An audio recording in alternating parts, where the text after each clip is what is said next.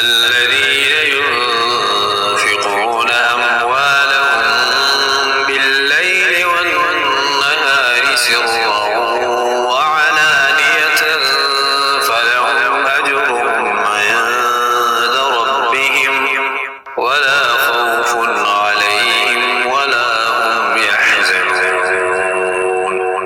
جو لوگ اپنے مال دن رات خاموشی سے بھی اور اعلانیہ بھی خرچ کرتے ہیں وہ اپنے پروردگار کے پاس اپنا ثواب پائیں گے اور نہ انہیں کوئی خوف لاحق ہوگا نہ کوئی غم پہنچے گا.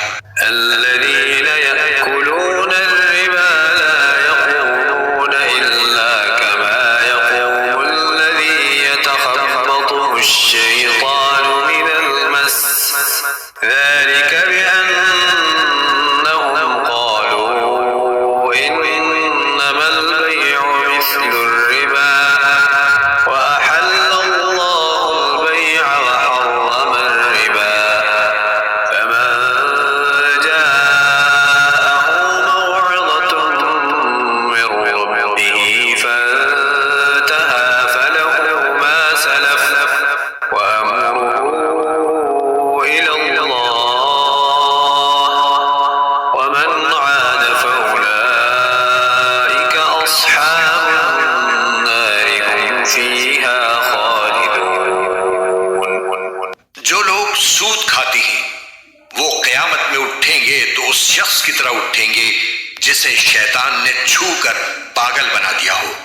یہ اس لیے ہوگا کہ انہوں نے کہا تھا کہ بیع بھی تو سود ہی کی طرح ہوتی ہے، حالانکہ اللہ نے بیع کو حلال کیا ہے اور سود کو حرام قرار دیا ہے.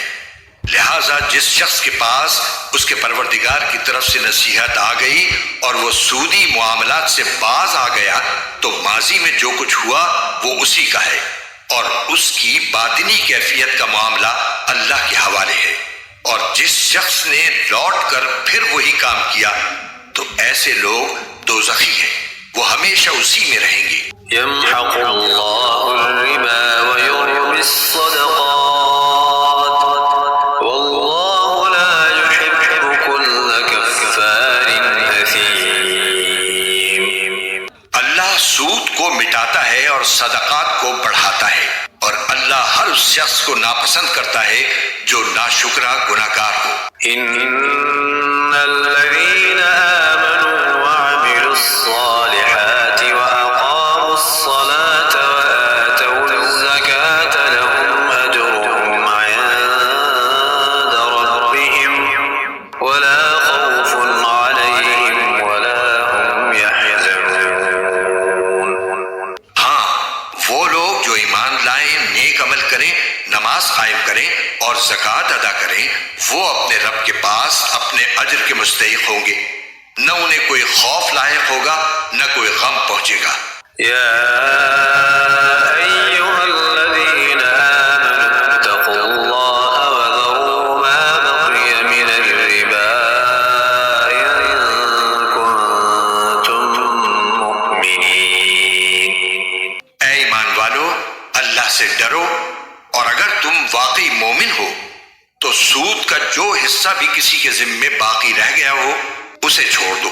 فإن لم تفعلوا فأذنوا بحرب من الله ورسوله وإن تبتم فلكم رؤوس أموالكم لا تظلمون ولا تظلمون. پھر بھی اگر تم ایسا نہ کرو گے تو اللہ اور اس کے رسول کی طرف سے اعلان جنگ سن لو، اور اگر تم سود سے توبہ کرو تو تمہارا اصل سرمایہ تمہارا حق ہے، نہ تم کسی پر ظلم کرو نہ تم پر ظلم کیا جائے.